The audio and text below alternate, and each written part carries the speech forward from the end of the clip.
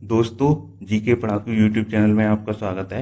इस वीडियो में हम 19 मई 2020 के डेली करंट अफेयर्स एमसीक्यू पढ़ेंगे। इसमें जितने भी मोस्ट इंपोर्टेंट क्वेश्चंस होंगे सभी को कवर करेंगे और आपको फ्री पीडीएफ प्रोवाइड कराई जाएगी। फ्री पीडीएफ पाने के लिए आप कमेंट्स में अपनी ईमेल आईडी लिखिए, पीडीएफ आपकी ईमेल आईडी पर सेंड कर दी जाएगी। चलिए शुरू करते हैं।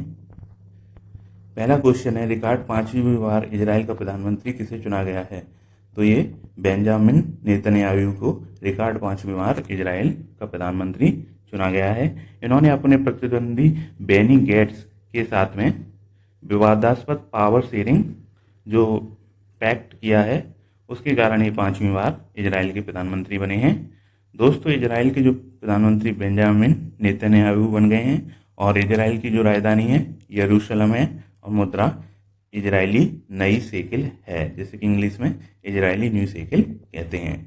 नेक्स्ट क्वेश्चन है, शहरों से गांवों की ओर जा रहे प्रवासी मजदूरों को रोजगार की कमी ना हो, इसके लिए मनरेगा का बजट कितना बढ़ा दिया गया है? तो ये बजट बढ़ा दिया गया है 40,000 करोड़ रुपए। तो दोस्तों, जो मनरेगा का बजट है वो 40,000 करोड़ रुपए बढ़ा दिया गया है। तो जो मजदूर लॉकडाउन के कारण शहरों से पलायन करके गाँव की ओर जा रहे हैं, उनको रोजगार की कोई कमी ना आए और उनको मनरेगा के अंतर्गत रोजगार मिल जाए, उसके लिए ये व्यवस्था की गई है। तो ये सरकार के द्वारा उठाया गया काफ़ी सराहनीय कदम है। दोस्तों, जो हमारी केंद्रीय वित्त मंत्री हैं निर्मला सीतारमण हैं, उनके द्वारा ये घोषणा की गई है और मनरेगा का बजट 40,000 करोड़ रुपए बढ़ा दिया गया है। नेक्स्ट क्वेश्चन है, रक्षा परीक्षण अवसंरचना योजना डिफेंस टेस्टिंग इंफ्रास्ट्रक्चर स्कीम के अंतर्गत कितने करोड़ रुपए की मंजूरी प्रदान की गई है? तो ये मंजूरी प्रदान की गई है 400 करोड़ रुपए की। तो इसके द्वारा रक्षा और हवाई क्षेत्र में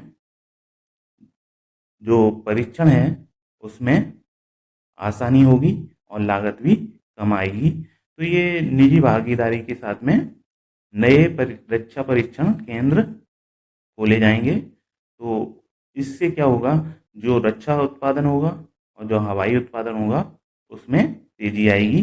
दोस्तों, जो हमारे रक्षा मंत्री हैं राजनाथ सिंह, इन्होंने ही रक्षा परीक्षण अवसंरचना योजना डिफेंस टेस्टिंग इंफ्रास्ट्रक्चर स्कीम को मंजूरी प्रदान की है। नेक्स्ट क्वेश्चन है, अंतर्राष्ट्रीय संग्रहालय दिवस इंटरनेशनल म्यूजियम डे कब मनाया जाता है? तो ये दोस्तों मनाया जाता है 18 मई को। तो अंतर्राष्ट्रीय संग्रहालय दिवस 18 मई को मनाया जाता है। ये दिवस संग्रहालय के बारे में जो उसका महत्व है उसके बारे में जागरूकता फैलाने के लिए मनाया जाता है। और इस वर्ष 2020 की जो विषय था वो था museum for equality diversity and inclusion. तो ये आप विषय को भी याद रखिए। नेक्स्ट क्वेश्चन है, जम्मू और कश्मीर बैंक का प्रबंध निदेशक किसे नियुक्त किया गया है? तो जम्मू और कश्मीर बैंक के प्रबंध निदेशक जुबैर इकबाल को नियुक्त किया गया है।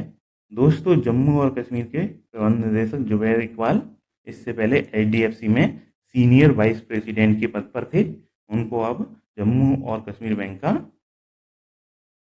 प्रबंध निदेशक नियुक्त किया गया है। दोस्तों, जम्मू और कश्मीर बैंक का मुख्यालय श्रीनगर में है। नेक्स्ट क्वेश्चन है, राष्ट्रीय प्रवासी सूचना प्रणाली NMIS नामक ऑनलाइन डैशबोर्ड किसके द्वारा लॉन्च किया गया है? तो ये डैशबोर्ड लॉन्च किया गया है NDMA के द्वारा। तो इसका फुल फॉर्म है राष्ट्रीय आपदा प्रबंधन प्राधिकरण। तो ये राष्ट्रीय आपदा प्रबंधन प्राधिकरण के द्वारा राष्ट्रीय प्रवासी सूचना प्रणाली नामक ऑनलाइन डैशबोर्ड लॉन्च किया गया है। तो इसके द्वारा जो राज्यों में फंसे लोग हैं उनके बारे में जानकारी की जा सकेगी और जो राज्यों में फंसे लोग हैं उनको लॉकडाउन के दौरान एक राज्य से दूसरे राज्य में उनका आवागमन सुगम बनाने के लिए ये ऑनलाइन डैशबोर्ड लॉन्च किया गया है। नेक्स्ट क्वेश्चन है, Wuhan diary dispatches from a quarantined city नामक पुस्तक किसने लिखी है? तो ये पुस्तक लिखी है हांग फांग ने। तो ये फांग फांग चीनी साहित्यकार हैं, उनके द्वारा जो वुहान में लॉकडाउन था उस दौरान ये पुस्तक लिखी गई है। लॉकडाउन के जो 60 डेज थे, दिन थे, उसके बारे में ये पुस्तक लिखी गई है। पुस्तक का नाम है Wuhan diary dispatches from a quarantine city. तो काफ़ी इम्पोर्टेंट क्वेश्चन है, आपकी जो आने वाले एग्जाम में इस पुस्तक के आने के चांसेस हैं। तो ये पुस्तक ये पूछ सकते हैं, ये पुस्तक किसने लिखी है या इस राइटर ने कौन सी पुस्तक लिखी है। तो किसी भी तरह से क्वेश्चन पूछ सकते हैं, इम्पोर्टेंट क्वेश्चन है, याद रखिए। और दोस्तों, वुहान चीन का एक शहर है और चीन के राष्ट्रपति हैं शी जिनपिंग और राजधानी है बीजिंग और मुद्रा है रैन मिनवी। नेक्स्ट क्वेश्चन है, national restaurant association of India ने खुद का टेक्नोलॉजी प्लेटफॉर्म विकसित करने के लिए किसके साथ समझौता किया है। तो ये समझौता किया गया है डॉट पे के साथ। तो national restaurant association of India जो बिल पेमेंट और ऑनलाइन ऑर्डरिंग के लिए ये टेक्नोलॉजी प्लेटफॉर्म विकसित करना चाहता है, तो इसके लिए उन्होंने डॉट पे के साथ में समझौता किया है। दोस्तों, NRAI national restaurant association of India के अध्यक्ष हैं रियाज अमलानी और मुख्यालय इसका नई दिल्ली में तथा इसकी स्थापना 1982 में हुई थी। तो ये अपना खुद का टेक्नोलॉजी प्लेटफॉर्म विकसित करेंगे जिसके द्वारा ऑनलाइन ऑर्डरिंग और ऑनलाइन पेमेंट की सुविधा होगी। नेक्स्ट क्वेश्चन है, भारतीय सेना द्वारा सामान्य नागरिकों को कितने साल के लिए सेना में शामिल करने के लिए किए जाने का प्रस्ताव पर विचार किया जा रहा है। तो भारतीय सेना के द्वारा सामान्य नागरिकों को 3 साल के लिए सेना में शामिल करने का विचार किया जा रहा है। तो ये जो सेना में शामिल होने का निर्णय होगा वो सामान्य नागरिकों का स्वैच्छिक निर्णय होगा। दोस्तों, इससे भारतीय सेना के में वेतन और पेंशन खर्च में कटौती आएगी और उस पैसे से भारतीय सेना के आधुनिकीकरण में मदद होगी। तो ये फैसला लिया गया है। इस फैसले पर अभी विचार किया जा रहा है कि सामान्य नागरिकों को भारतीय सेना में शामिल किया जाए 3 साल के लिए। दोस्तों, हमारे जो रक्षा मंत्री हैं वो हैं राजनाथ सिंह। नेक्स्ट क्वेश्चन है, किस राज्य सरकार ने राज्य में फसल उत्पादन में प्रोत्साहन के लिए राजीव गांधी किसान न्याय योजना शुरू करने का निर्णय लिया है। तो ये छत्तीसगढ़ राज्य सरकार ने राजीव गांधी किसान न्याय योजना शुरू करने का निर्णय लिया है। तो ये योजना धान की फसल उत्पादन में ये प्रोत्साहन देगी और धान फसल उत्पादन में जो आय होगी किसानों की उसको बढ़ाने में सहायक होगी।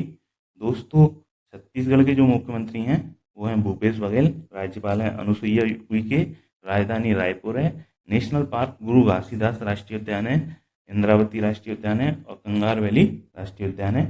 नेक्स्ट क्वेश्चन है, डिजिटल माध्यम से आदिवासी युवाओं का मार्गदर्शन करने के लिए कौन सा प्रोग्राम शुरू किया गया है।